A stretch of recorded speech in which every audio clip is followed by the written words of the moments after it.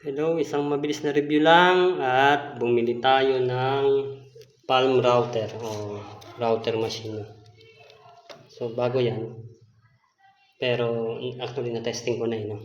So isang mabilis na review. Hindi ko na iano kung paano gamitin kasi marami naman tutorial din sa YouTube. Yung mga ano na lang niya, napansin ko lang. Ito, nung binili ko, buo na. Buo na yan. So, inimbestigahan ko kung paano. Hindi rin kasi marunong gumamit nito. So, tinignan ko lang kung paano. Kaya tayo bumili para lang matuto, no? At nag-YouTube na rin tayo ng pakunti-kunti. So, nung una, hindi ko alam kung para saan itong mga to. Ito yung mga bala. Itong mga guide, ito, saka kung paano lagyan ng bala. Nung una, nagmukha akong tanga.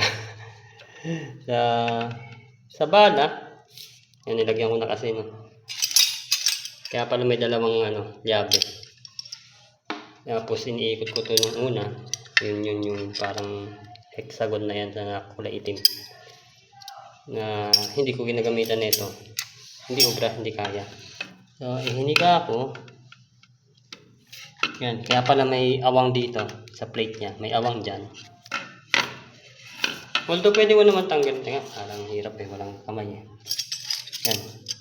Itong llave, isang maliit doon para mag-lock. Yan, nag-lock na. Tapos itong malaki dito sa itaas. Yan. Sa ibaba at saka itaas. Para maikot mo tong hexagon na nut at maluwagan mo. Pag lumuwag, pwede mo nang kabitan ng bala. Tapos, suntin mo ulit dito, tigpitan mo. Tumatayo din pala. Ayan, tumatayo. Para tignan mo kung gaano kalalim na yung bala mo. Sa bala, kung gaano kalalim, yung eskwala ko, kaya lang bakit na eskwala ko dito. Sayang walang guhit. May guhit yung eskwala nyo, yan, makikita nyo kung gaano kalalim yan. Pwede lang din metro. Metro na lang, walang guhit. Yan, pag walang guhit yan, milimetro ko dyan, kung gaano kalalim na siya. Tapos, nang tinitignan ko kung merong sukat na ibibigay, kung gaano kalalim. Ito, tinesting ko na yan dito sa PVC board natin. Hindi nasusunod yan lalim na yan. Kala ko una dyan lalim na kapag ito tinapat mo sa 1, may 1 dyan, 1 cm ang lubog, pero hindi. Mas maganda pa rin na i-actual. Ito, kagaya nito, 5 mm. Kala ko 5 mm ilulubog. Tinesting ko dito. Saan ba? Yan. Hindi naman siya mukhang 5 mm. Lumagpas siya. Kaya in-adjust ko ulit. 5 mm gusto ko. Inangat ko na lang. Tapos dito ko na lang sinusukat sa actual, sa ibabaw. Yan dyan. 5 mm na yan. Para pag nilapat, sakto, 5 mm. Tapos itong accessories, nung una rin hindi ko alam kung saan nakakabit. Sa YouTube natin. Dito pala. Yan, dito. Lukan lang yan. Kaya pala may tornilyo dito na hindi ko alam bakit may tornilyo dyan. May purpose pala yan. Tandaan nyo lang yung flat side dito sa flat din. May groove din to. Shoot dyan. Akala ko kasi kanina ganyan baliktad ayaw pumasok. Tsaka maluwag. Yan may groove dun. May kanal. Shoot mo din dyan. Tapos higpitan mo. Para yan sa harang sa plywood. Dito tatapat yung plywood. Para yan sa mga kantuhan lang dito. Pagkantuhan ang ira-router mo. Yan, kagaya nyo nasa drawing, no? Pero kung medyo yung offset mo, ilalayo mo, kagaya nito, nakalayo. Ito yung ginagamit ko. Baliktaran din pala to. Yan. So, actual na lang din. Kung gaano ka lang. Kasi hirap din tansyahin. Depende rin kasi sa bala. Tapos ito rin. Tagad natin to. Yan. Ito, magkahiwalay pa nung ano. Magkahiwalay pa yung pag pinili nyo. Minsan, no? Magkahiwalay. So, common sense na lang yung may dalawang butas. Pipili ka ng butas. Kapag medyo malayo ang offset mo, dito. Pag medyo malapit, ito. No? Pipili ka lang dyan. Tapos ganito siya. Doon din uli. Pero hindi na sinushoot sa kanal. Yan, ganyan. Ako ina-exacto ko na lang sa plate. Yan, kagaya nito. Sinet up ko kanina na medyo malapit. Yan, ganyan. Tapos dito ko ito pinadaan. Yan. Baliktad lang ako. Yan, ganyan. Pangharang sa... hindi nakita. Pangharang sa plywood. Tapos dyan ang magiging kain niya. Pero napansin ko hindi siya masyadong stable, no? Lumuluwag-luwag, gumagalaw-galaw. Tsaka pag tinapat mo sa ano plywood, dulo na, sayad na. Sayad na sa dulo sa sahig. Kailangan pa nakalaglag. Either ilagay mo sa lamesa, tapos saka ka mag-router na nakalaylay dito yung router. Sayad na, hindi na masyadong pantay. Lalo na pag less than 18 mm yung kakating mo. Ito less than 15 lang to. Hindi na.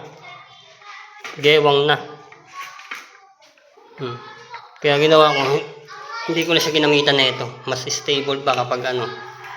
Plywood na lang ipang roller mo. Yan, pang mag-roller ka dyan. Tapos yung nga lang, ito na ang guide mo. Itong gilid. Sukatin nyo na lang yan kung gaano kayong ka-offset. Depende rin kasi sa bala.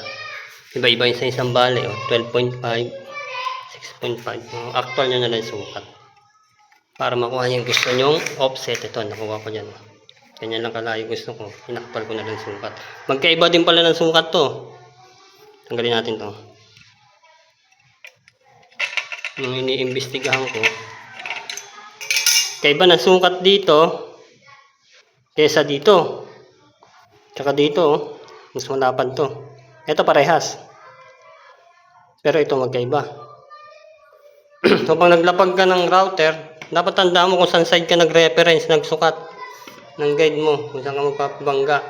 Kasi ito mas malapad to. Kung may specific kang gusto na sukat. Kaya nagkandamali-mali pa ako.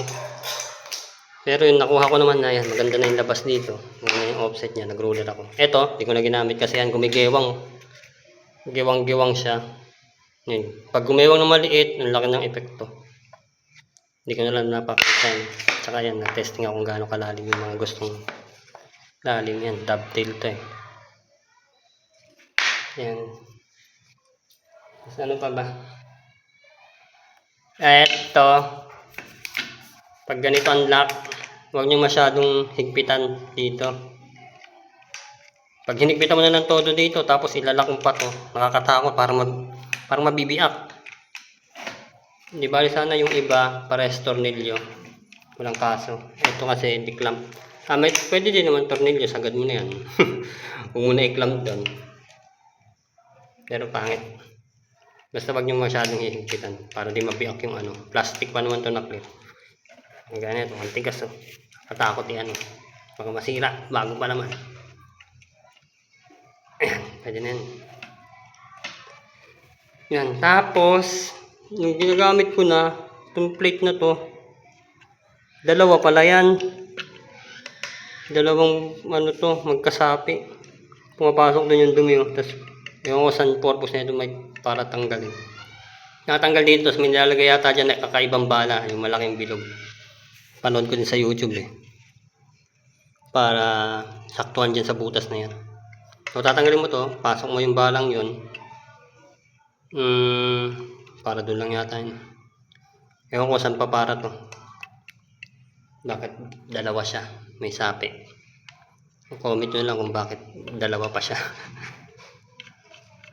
So yun lang naman napansin ko. Tapos testing ko dito sa mahabang to. Gagawa kasi ako ng drip mold, lalagay ko sa canopy namin. Papatong ko na lang to. sa ilalim. Tapos ito, yan, ganito gusto ko. Itong mahabang to, yan, router natin yan. Oh, yun lang naman. Yung mga importanteng bagay lang naman ang gusto kong sabihin. At sana kakuhaan nyo ng ano. Ito pag sa malapitan ha. Ito pag sa malayuan. No, yun.